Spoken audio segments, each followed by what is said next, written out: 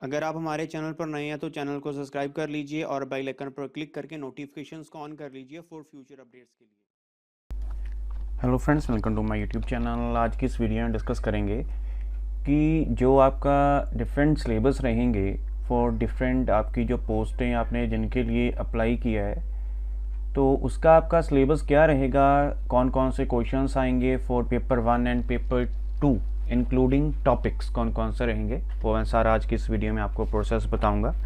इससे पहले जितने भी आपके क्वेश्चंस हैं उन सभी के मैंने वीडियोस अपलोड किए हुए हैं। जैसे आपका सीबीटी का पूरा प्रोसेस क्या रहेगा, ज्वाइनिंग आपकी कैसे होती है, परमानेंट आप कैसे होते हैं, सैलरी क्या रहती है, सीबीटी क्वालिफाई कैसे करेंगे आप, पुराने क्वेश्चन पेपर्स आप लेना चाहते हैं तो आप हमसे कांटेक्ट कर सकते हैं। हमारा जो इंस्टाग्राम पेज है या टेलीग्राम पेज है उस पर आप फॉलो करके हमें मैसेज छोड़ सकते हैं। वहाँ पर जो भी प्रोसेस रहेगा वहाँ मैं आपको गाइड कर दूँगा।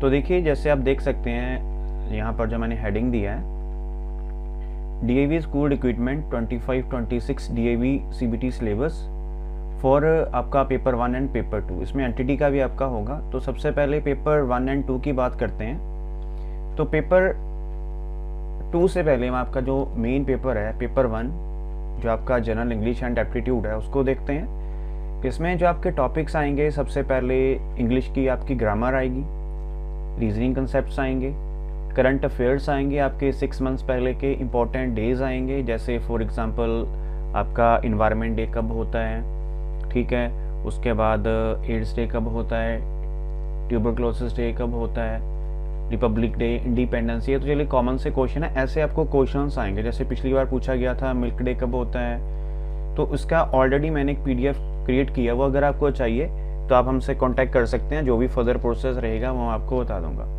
ये तो था आपका पेपर 1 का general English, reasoning, current affairs. अब इसमें क्या क्या आएगा वो देखते हैं। जनरल इंग्लिश में, जनरल इंग्लिश की बात करें, सबसे पहले आपके जंबल्ड वर्ड्स आते हैं, मतलब जिगजैग वे में आपको दिए होंगे, उसकी आपने सीक्वेंस सेट करनी है।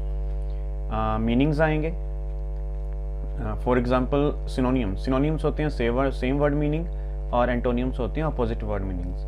वर्ब्स आएंगे, नाउन्स आएंगे, प्रोनाउंस आएंगे, आर्टिकल्स आएंगे, एडजेक्टिव्स आएंगे।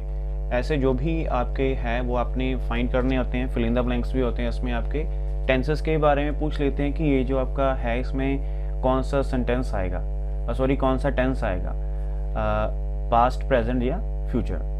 करेक्ट स्पेलिंग्स होंगे। जैसे for example last time question जो आया था उसमें था आपका मेंटेनेंस के स्पेलिंग पूछे गए। स्पेलिंग वगैरह इजी होते हैं, इतने टफ नहीं होते। मतलब पेपर का लेवल पेपर 1 का मॉडरेट होता है, इतना टफ नहीं होता।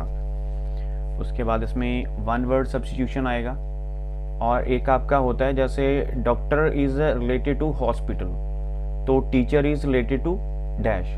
तो टीचर, जैसे डॉक्टर है हॉस्पिटल में होता है, टीचर कहाँ पर होता है, स्कूल में होता है। ऐसे क्वेश्चंस भी आते हैं आपको। नेक्स्ट टाइम आते हैं रीजनिंग। ये तो थे आपके जनरल इंग्लिश की, इसकी PDF आपको हमारे टेलीग्राम पेज में मिल जाएगी।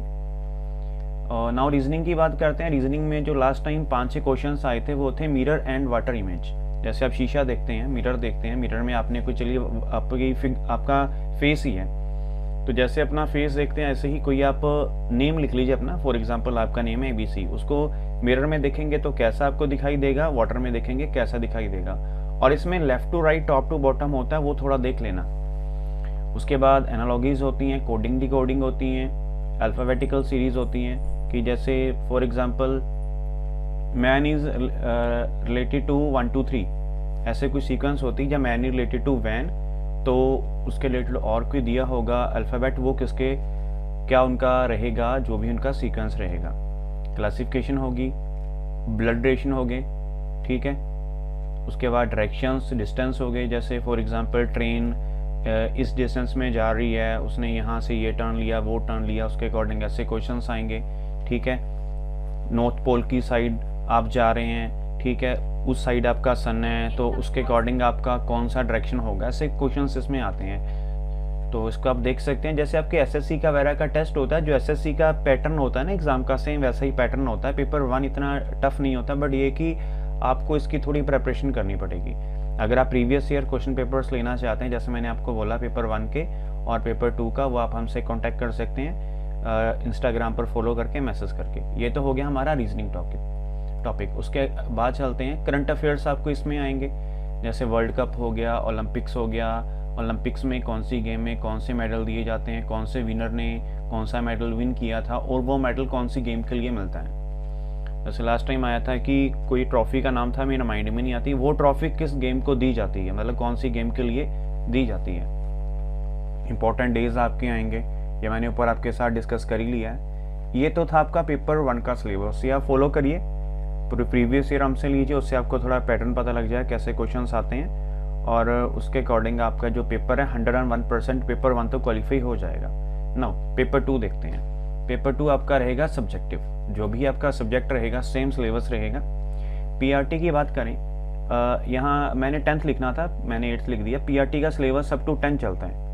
3rd लिखा आप 1st से लीजिए, 1st to 10th तक ले लीजिए।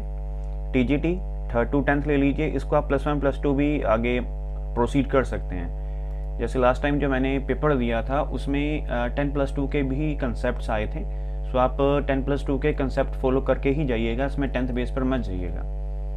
पीजीटी की बात करें, पीजीटी में 12th to 12th तक का पैटर्न भी आ जाता है, ग्रेजुएशन तक भी आ जाता है, और जैसे लास्ट टाइम केमिस्ट्री का हुआ था उसमें तो केमिस्ट्री और फिजिक्स का उससे मास्टर लेवल के भी क्वेश्चन पूछे गए थे। और टीजीटी की बात करें, टीजीटी और पीजीटी का जो मैथमेटिक्स का पेपर था उसमें कैलकुलेशन बहुत थी, ऐसी कैलकुलेशन थी कि आपको उनको सॉल्व करने के लिए काफ़ी टाइम लगता था। ये तो चलिए इतना तो सिलेबस आपको मेरे अकॉर्डिंग पता ही होगा, और इसमें केवल लिटिल बिट करंट अफेयर्स भी पूछ लेते हैं सब्जेक्ट में। ये जो मैंने आपको बताया पेपर 2 का ये सिलेबस मैक्सिमम को पता ही था, लेकिन जो मैंने आपको इंपॉर्टेंट चीज़ें बताई उसको याद रखिएगा। और ये सिलेबस आपका डीपली पूछा जाता है, ये नहीं कि आपको ऊपर ऊपर से क्वेश्चन पूछ लिया चलो जी आ गया आपको। ये कंसेप्ट आपके डीपली क्लैरिटी आपकी कंसेप्ट्स की होनी चाहिए, जो भी आपका सब्जेक्ट रहेगा। ये हर एक सब्जेक्ट का ऐसे ही रहेगा, बेशक आपका म्यूज़िक है, आर्ट एंड क्राफ्ट है, और जो ऐसे सब्जेक्ट हैं जैसे फिजिकल एजुकेशन हो गया, संस्कृत हो गया, तो ये सब्जेक्ट्स हैं। तो बाकी जो आपके हैं main subject Hindi, English, math, science, social science, computers etcetera etcetera, chemistry, physics, bio, उनका जो भी है वो आपको पता थोड़ा हाई लेवल का ही आता है। आगे चलते हैं। सबसे इम्पॉर्टेंट है आपका ये जो मैंने लास्ट में लिखा है बालवाटिका। इस बार इन्होंने, वैसे तो आपको पता ही, अगर केवी वगैरह या एनवीएस की बात करें वहाँ पर जो आपके एनटीटी टीचर्स होते हैं उनको बालवाटिका टीचर्स बोला जाता है। इन्होंने इस बार ये टर्म ऐड कर दिया सीबीटी में। तो Balvatika, mother teacher, NTT teacher same होते हैं, इसमें मैंने एनटीटी पेपर लिख दिया। उनका जो पेपर रहेगा सबसे पहले नेशनल करिकुलम फ्रेमवर्क आएगा, 2020 ले लीजिए या उससे पहले का ले लीजिए, इसमें आपके कंसेप्ट क्लियर होने चाहिए। उसके बाद नेशनल एजुकेशन पॉलिसी, इसमें क्या था, कौन सी कमेटी ने ये चलाई है, इसमें पुरानी और न्यू एजुकेशन पॉलिसी में क्या मॉडिफिकेशन हुई है। चाइल्ड साइकोलॉजी से रिलेटेड क्वेश्चन आएंगे कि जैसे फॉर एग्जांपल आप सीडीपी पढ़ते हैं, same CDP child psychology same रहेगी। उसमें आपके जो डिफरेंट आपकी थ्योरीज होती है, जैसे जीन पियाजे हो गया, उसके बाद व्योस्की हो गया, देन और भी बहुत सारे ऐसे साइकोलॉजिस्ट हैं जो आपको पढ़े हैं अपनी बीएड या ईटीटी में, उसके अकॉर्डिंग आपको आएगा। टीचिंग एप्टीट्यूड के क्वेश्चन आएंगे आपको, जनरल मैथमेटिक्स के क्वेश्चन पूछता है जो मैंने ऊपर टॉपिक्स आपके शेयर किए, जनरल इंग्लिश के ऊपर जो मैंने टॉपिक शेयर किए वैसे ही आएंगे। रीजनिंग एंड करंट अफेयर्स, ये जो टॉपिक्स मैंने 4 आपको बताए ये कम आएंगे ये वाले, और सबसे ज़्यादा ये आपके टॉपिक आएंगे। पिछली बार जो आए थे टॉपिक, इनमें से बहुत से क्वेश्चन पूछे गए थे, specially new education policy NEP. तो ये थे आपके सारे जो इम्पोर्टेंट सिलेबस के कंसेप्ट, उसको करके देखिए। बाकी कोई भी आपको हमारी हेल्प चाहिए तो आप एनी टाइम हमें इंस्टा पर मैसेज छोड़ सकते हैं, और टेलीग्राम पेज पर जितनी भी फ्यूचर अपडेट्स आएंगी टाइम टू टाइम, चलिए हम वीडियो तो नहीं अपलोड कर सकते, बट ये है कि आपको जो भी नोटिफिकेशन आएगा वो हम अपने टेलीग्राम ग्रुप में अपलोड कर देते हैं। वहाँ से आपको काफ़ी ईजी होता है कंटेंट को देखना और उसके अकॉर्डिंग अपने पेपर की प्रेपरेशन करनी। तो फ्रेंड्स, ये था हमारा आज का वीडियो रिगार्डिंग द सिलेबस, और ये सिलेबस मैंने काफ़ी डिटेल में बताया। इससे मैंने जो पहले वीडियोस अपलोड किए हैं उसमें मैंने ये टॉपिक लिखे नहीं थे, बस बोलकर ही बताया था। जो भी आपका सिलेबस रहेगा उसको आप स्क्रीनशॉट ले सकते हैं। तो बाकी पेपर आपका 100% पास हो जाएगा, ऐसे ही नहीं है। और इसमें आपको एक और चीज़ बता दूं, काफ़ी बच्चों को होता है कि सर इसका कट ऑफ कितना जाता है। मंडे इनकी लास्ट डेट है 11 नवंबर, तो आप अप्लाई कर दीजिए। 12 भी हो सकती है, कोई इतना इश्यू नहीं है, बिकॉज सब कुछ स्कूल के हाथ में होता है, एक आधा दिन आगे पीछे चलता है। आफ्टर 20th ऑफ नवंबर आपके फॉर्म ऑनलाइन पोर्टल पर इनेबल हो जाएंगे। पोर्टल आई थिंक आपको पता ही होगा, चलिए पोर्टल भी मैं आपके साथ शेयर कर देता हूँ। सो आई थिंक नेट कनेक्टिविटी नहीं है मेरे पास, तो आपका जो पोर्टल रहेगा DAV इक्विपमेंट है, उसको आप सर्च करिए गूगल पर, तो आपका होम पेज आ जाएगा, उसी से सारा प्रोसेस होगा। उसका मैं अलग से वीडियो अपलोड कर दूँगा। तो बाकी जो भी आपके फर्दर डाउट्स हैं कि आपका B.Ed फाइनल में है, हम अप्लाई कर सकते हैं, कोई भी कैंडिडेट अप्लाई कर दीजिए, कोई इशू नहीं है, बिकॉज फ्री फॉर्म है, फ्रीली आप फिल करिए। बाकी अगर आपकी एलिजिबिलिटी हुई तो स्कूल उसको अप्रूव करके आगे प्रोसीड कर देगा, अगर नहीं हुई तो स्कूल है वो आपको स्कूल लेवल पर ही आपका फॉर्म रिजेक्ट कर देगा, उसको आगे प्रोसीड नहीं करेगा। और काफ़ी बच्चों की क्वेरी थी कि सर हम B.Ed लास्ट सेमेस्टर में हैं, तो क्या हम पोस्ट के लिए या फॉर्म फिलिंग के लिए एलिजिबल हैं? बेशक आपका रिजल्ट अवेटेड है, या आप लास्ट सेमेस्टर में हैं तो आप एलिजिबल हैं पोस्ट के लिए। फर्स्ट सेकंड अगर आप सेमेस्टर में हैं तो आपकी एलिजिबिलिटी नहीं बनेगी। C.TET हमारा नहीं है, स्टेट नहीं है, बाकी सारी क्वालिफिकेशन मीट करते हैं, क्या हम ये फॉर्म फिल कर सकते हैं? बिल्कुल कर सकते हैं, ऐसा कुछ नहीं है कि आपका C.TET या P.TET चाहिए, वो आप बाद में भी पास कर सकते हैं। सो ये था हमारा आज का video regarding all your doubts and official syllabus जो रहता है इनका, इसके अकॉर्डिंग ही रहता है। तो बाकी इसको करके देखिए और CBT आपका काफ़ी अच्छा जाएगा। बाकी नोट्स वगैरह जो है वो मैंने सारा आपको बता ही दिया है। फिलहाल फिर भी कोई क्वेश्चन या अदर क्यूरी होती है तो उसके लिए आप कमेंट सेक्शन में कमेंट कर सकते हैं। So thank you friends for watching this video and for your valuable time.